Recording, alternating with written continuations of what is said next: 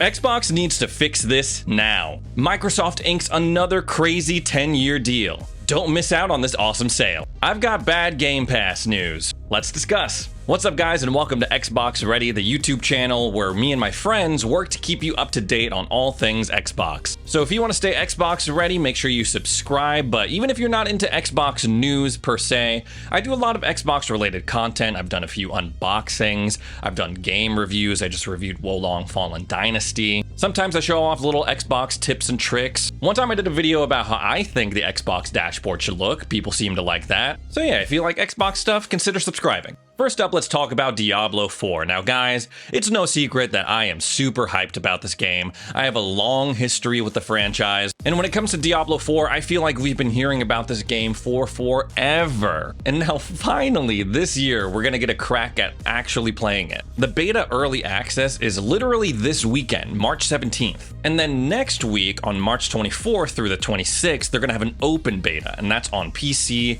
Xbox, PlayStation. But I know one of the big questions on everyone's mind is Diablo IV coming to Game Pass? Now, last year when Microsoft announced their intention to buy Activision Blizzard, that's where my mind first went. A lot of people were like, oh my god, Call of Duty, but I was like, holy crap. I was thinking of like all the Blizzard IPs, Overwatch, this was before Overwatch 2, of course, Diablo, World of Warcraft. Is there a scenario where we get things like Diablo 2 Resurrected, Diablo 3 like the full game with all the DLC, and Diablo 4 on Game Pass? That would be crazy. But guys, it looks like we're gonna have to wait a little bit longer for that to come to fruition. Diablo 4's director Rod Ferguson literally said as much on Twitter. He says it's awesome seeing the excitement around Diablo 4 beta and our Wolfpack puppy. We've been getting some questions about D4 on Game Pass, and I want to let you know we have no plans for that. See you in Sanctuary during the beta early access weekend starting on March 17th. So Diablo 4, Game Pass day one, it's not gonna happen. I know a lot of people were probably thinking it might because Microsoft seems pretty confident that they're gonna acquire Activision Blizzard, and it's not like there wasn't precedent for that sort of thing.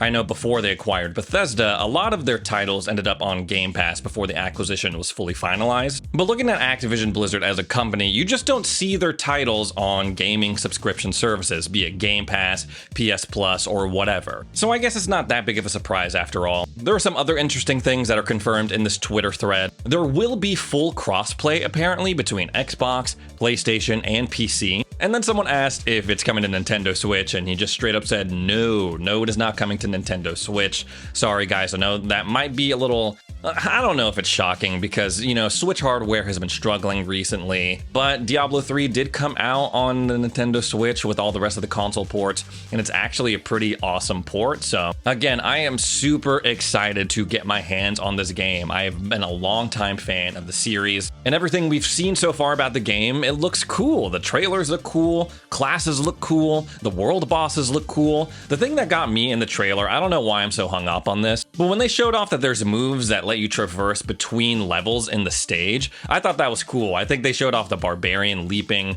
from an upper level of the stage to the lower level of the stage, just like totally dogging on these enemies below him. So Diablo 4, not coming to Game Pass. For now. Next up, let's talk about Valheim. Now, for those of you who do not know, Valheim is a procedurally generated Viking survival game. The preview build for this has been out on PC for a while, it's been on PC Game Pass for a while, but now it's finally made its way over to Xbox consoles and Xbox Game Pass. So after you're done watching this video, you can go check it out for yourself. Pure Xbox recently did a very interesting video examining and comparing the different fidelity modes that are available for this game on your Xbox Series X and S consoles. So out the gate, for anyone playing it on Game Pass, they have two different modes, quality and performance, pretty standard stuff. Quality means that you favor resolution, and performance means that you favor frame rate. According to the developers, they're also planning on releasing a balance mode a little bit further down the line that would target about 40 FPS and have a halfway marker between what's available on the quality mode in terms of resolution and performance. Pretty self-explanatory, pretty straightforward. And to be honest guys, watching Pure Xbox's video, I don't see a ton of differences between the Xbox Series X and S versions. For me, the major differences that I see between quality and performance mode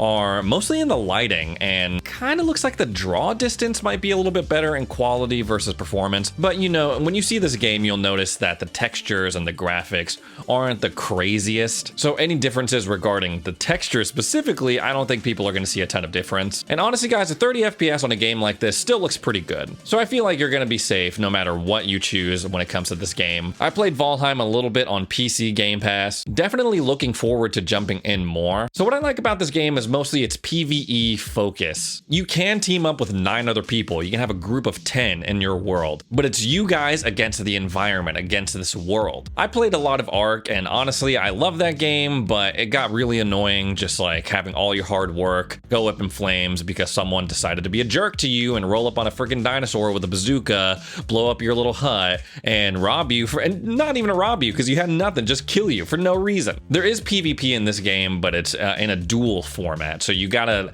ask someone, hey, you want a duel? They agree, yes, and then you enter into a duel. There's no like jumping someone, ambushing someone, none of that, which I enjoy. After I watched Pure Xbox's video, I was like, okay, let me check this out for myself on my Series X. But as of today, which is its launch day, Tuesday, March 14th, this video is going up Wednesday, March 15th, I can't access it through Game Pass. So first I tried to check it out in my full library of games in the My Games and Apps section, and I couldn't find it. So I was like, okay, let me go on over to Game Pass. There it was, right there. It had a huge little banner. I was like, jump into Valheim today, make Odin proud. And I was like, okay, perfect, it's right here. But when I clicked on it, it said, sorry, something went wrong, try again later. No error code, no explanation, nothing. It was just like, no, come back later. I don't know if this is a demand issue. I don't know if this is, you know, just a port glitch issue. But as of right now, I can't even download it, let alone play it on my Series X. Hopefully this is something that they figure out soon, because like I said, this isn't the first time I've run into an error message on my Xbox,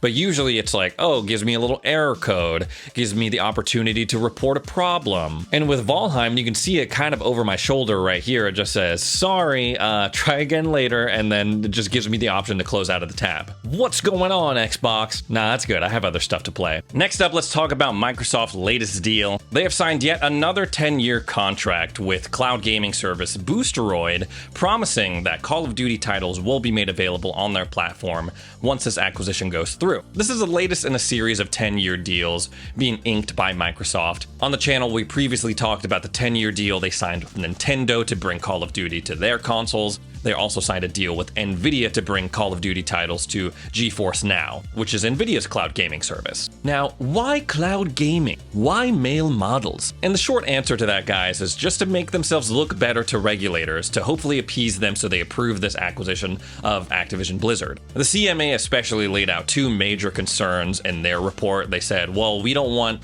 Xbox to have exclusive access to Call of Duty because we believe they could leverage that to sell more consoles, which, yeah.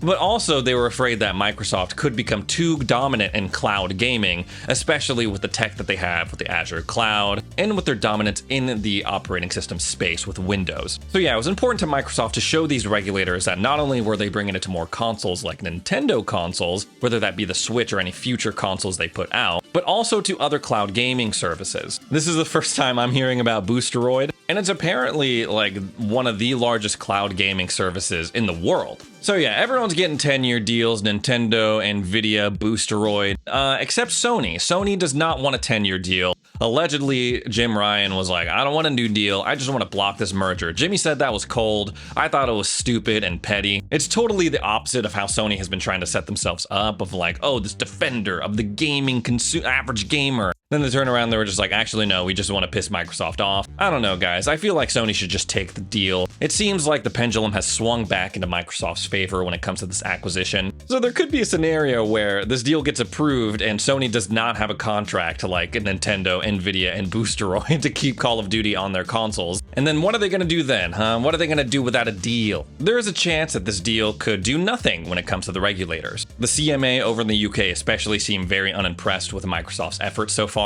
But if nothing else, it strengthens Microsoft's argument that Call of Duty, no, they're not going to make it available on less platforms. They're actually going to make it available on more platforms. Obviously, that sounds all well and good, We'll see about the execution. I still have no idea how they're going to get Call of Duty to run on Switch. They say they want to do it natively, but I'm like, I don't know. I feel like they're just going to settle for a streaming option. Whatever they do, hopefully it wraps up soon, whether it's a yes on the deal, a no on the deal, so we can all move on with our lives. Next up, if you are in the market for a new controller, this might be the perfect time for you. Whether your controllers are worn down or you threw it in a fit of rage at your wall and now it's all busted up, Walmart is actually having a sale on carbon black standard Xbox controllers. Usually these things go for $60, but right now at Walmart, hopefully the sale's still going by the time I upload this video tomorrow, they're going for $40, so $20 off. The Pulse Red and the Robot White colors are also enjoying a little bit of a discount right now. They're both at $45 and $46. For the carbon black controllers, it's like,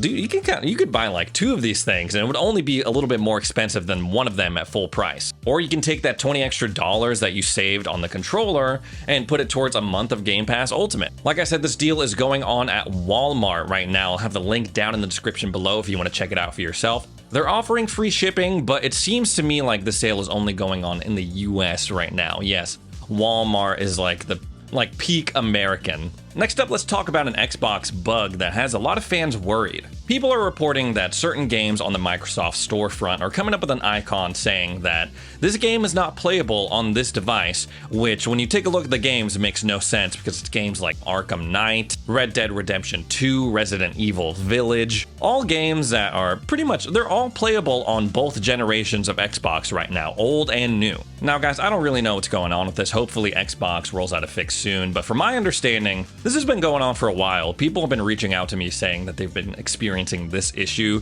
for a minute now, if I'm being honest. And I'm here to tell you, do not worry. These games are still playable on your Xbox, despite whatever this icon may be telling you, whatever lies it's trying to sell you. So if you go ahead and proceed with the purchase, you still should be able to play the game. Now, if that is not the case, if you buy a game that's flagged as such, not playable on this device, and you're not able to play it, I am sorry. It seems like with the Microsoft Store, there's always something kind of fishy going on. Xbox is obviously no stranger to glitches and error messages as well. I feel like it was just yesterday that everyone was discovering that, hey, they don't actually have access to their digital single-player games that they bought off the Microsoft storefront. And the best piece of advice I can offer you guys is, one, make sure that your Xbox is up to date. I know a lot of you have it set to automatically update, but that's always a good start. Next, pretty standard stuff, power cycle your console, restart it, power it off, power it on. And the final thing I would say, and again, very basic, but I find in my case it fixes a lot of my issues, setting your Xbox to your home Xbox. This will do a number of things like having other profiles get access to whatever benefits are tied to your account, like Xbox Live and Game Pass, but also make sure that you'll be able to play games offline in most cases. That seems to be something that we'll see less and less of, especially with these always online games like Redfall coming up. But yeah, my advice to you guys is ignore this message that's popping up saying that this device is not playable on the game. I promise you it probably is, unless you're trying to download, I don't know, like God of War Ragnarok or something on your Xbox. And then yeah, just do some of those simple things, and usually, at least for me, that's what I'm saying, at least for me, it fixes my issues. And this could obviously change if your Xbox is enrolled in one of the insider builds as part of the Xbox Insider program. Those builds have been known to kind of throw some wrenches at you from time to time. Luckily, if you go on the Xbox Wire, you can see all the known issues associated with the preview build that you're currently running. I don't know if the specific Microsoft Store not playable on this device is tied to any of that, but I'm just mentioning it in case it's helpful to you. Anyways, guys, that's all the news I have for today. Thanks so much for joining me, and we'll see you in the next video.